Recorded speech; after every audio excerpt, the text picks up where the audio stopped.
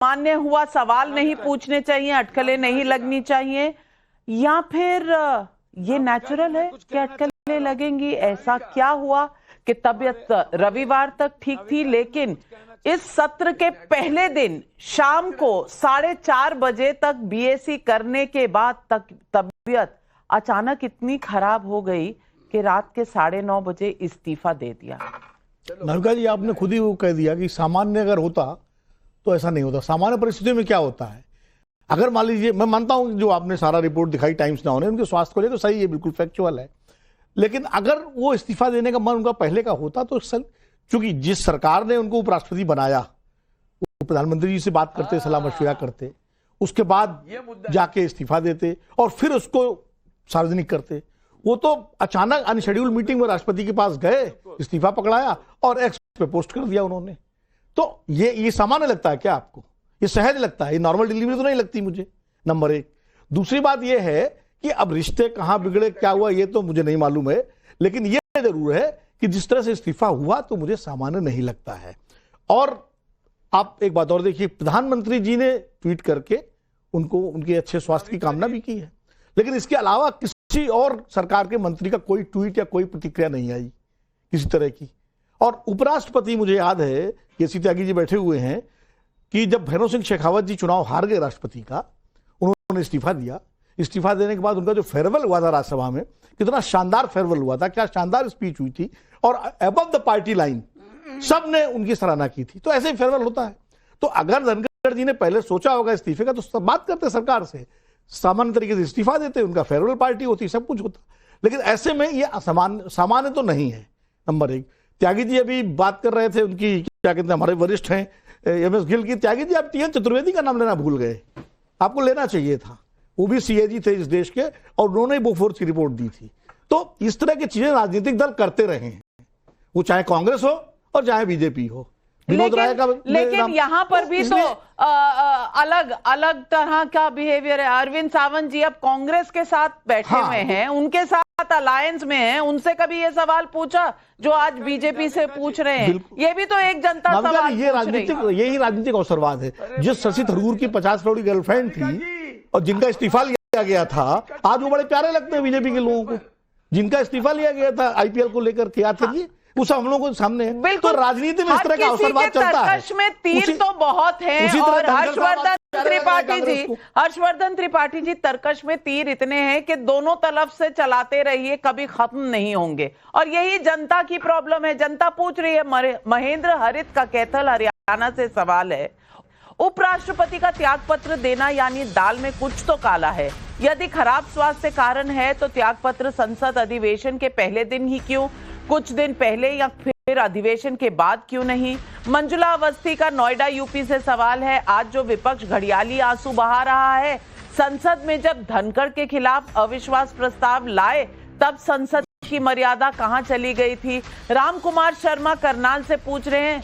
हरियाणा से बहुत सवाल आ रहे हैं। विपक्ष की राजनीति भी गिरगिट की तरह रंग बदलती है, तभी उपराष्ट्रपति जी के त्याग पत्र पर हंगामा कर रहे हैं।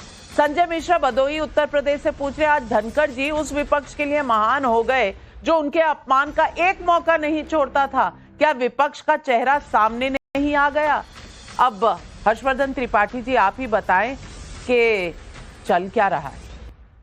देखिए नविका जी, आप सवाल पब्लिक का शो है, और सच बात यह है कि हम लोग विंडो में कटे हुए हैं, आपके साथ टीवी पर बहस कर रहे हैं, लेकिन जनता आप सब जानती है।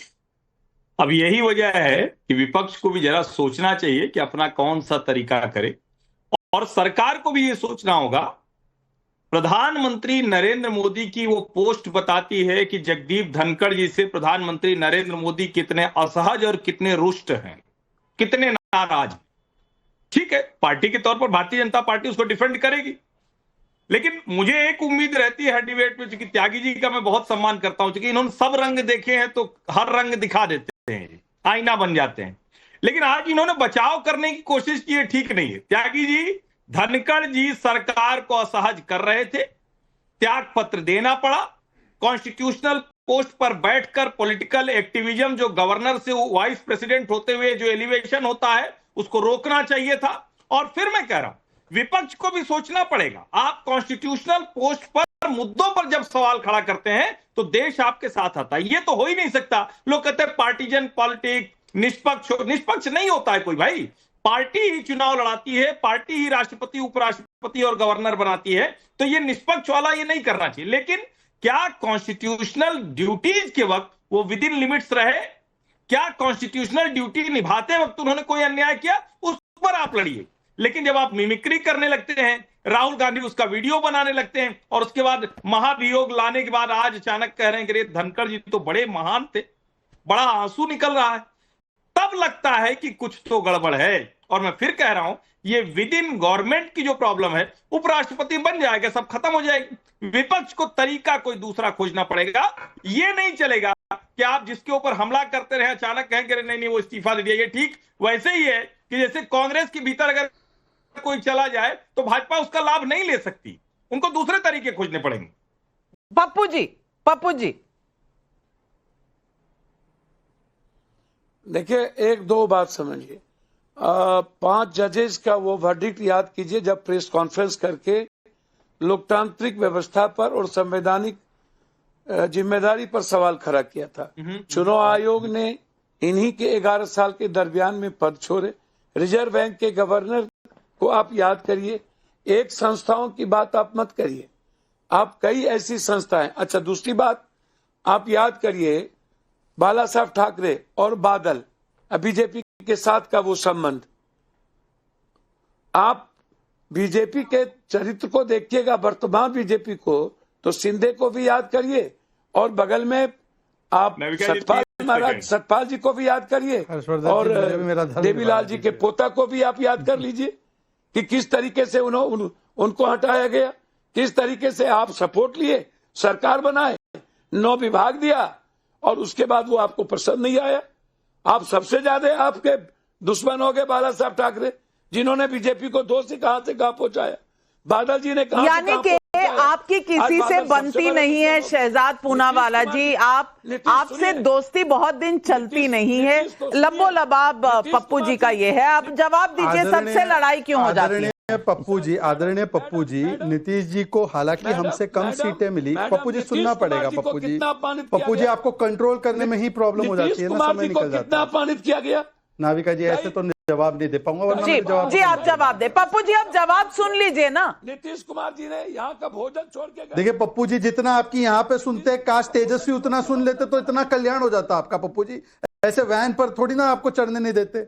नाविका जितना सुनने देती है एक सांसद वाली पार्टी को, उतना सुन लेते तेजस्वी यादव जी, तो इस प्रकार की दुर्गति नहीं होती और वैन पर 2 पप्पू होते, केवल एक पप्पू नहीं चढ़ता है ना। पर वो पार्टी जो एक पप्पू से ज्यादा पप्पू स्वीकार नहीं सकती, वो पप्पू आकर दूसरे को ज्ञान दे रहा। आप सुन तो लीजिए भाई साहब, ये मशीन शुरू होती है, बंद नहीं होती। दूसरी बात, नीतीश जी की कम सीटें होने के बावजूद भी गठबंधन धन निभाते हुए भारतीय जनता पार्टी ने उनको मुख्यमंत्री बनाया। एकनाथ शिंदे की कम सीटें होने के बावजूद भी भारतीय जनता पार्टी ने उनको मुख्यमंत्री बनाया। अब मुझे बता दीजिए पप्पू यादव जी, आप तो माननीय सांसद है, कांग्रेस ने आपके लिए क्या किया? उनका समर्थन तो आपका ले लिया। और दूसरी बात, आखिरी 10 सेकंड, मुर्मू जी को मुर्मा किसने बोला? अभी कोविंद जी को कोविड किसने बोला? 2 दिन पहले खड़गे जी ने बोला पीएम टीवी पर भौंकते हैं। ये संवैधानिक पदों का अपमान करते हैं। सीजीआई पर सवाल, जब गणेश आरती की, इलेक्शन कमीशन पर सवाल, सुप्रीम कोर्ट पर सवाल, वो हमको आकर संविधानिक। ये जंग अभी खत्म होने वाली नहीं है। आपदा में अफसर कौन ढूंढ रहा है ये तो वक्त ही तय करेगा। लेकिन हमने जनता से पूछा कि जगदीप धनखड़